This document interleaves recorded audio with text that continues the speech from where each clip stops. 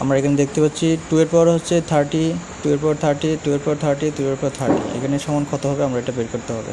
তাহলে এটা খুবই একটা সিম্পল অঙ্ক, খুবই সহজ, ভয় পাওয়ার কিছু নেই।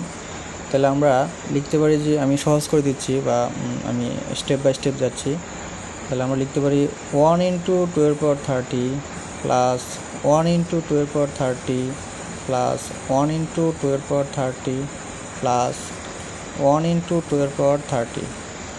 আচ্ছা, এখন আমরা কি করতে পারি, এখন সবগুলো থেকে 2 এর পাওয়ার 30 আমরা সেটা কমন নিতে পারি। তার মানে হচ্ছে 1 প্লাস 1 প্লাস 1 প্লাস 1, তার মানে হচ্ছে 2 এর পাওয়ার 30 ইন্টু 1 2 3 4, তার মানে হচ্ছে কি 4।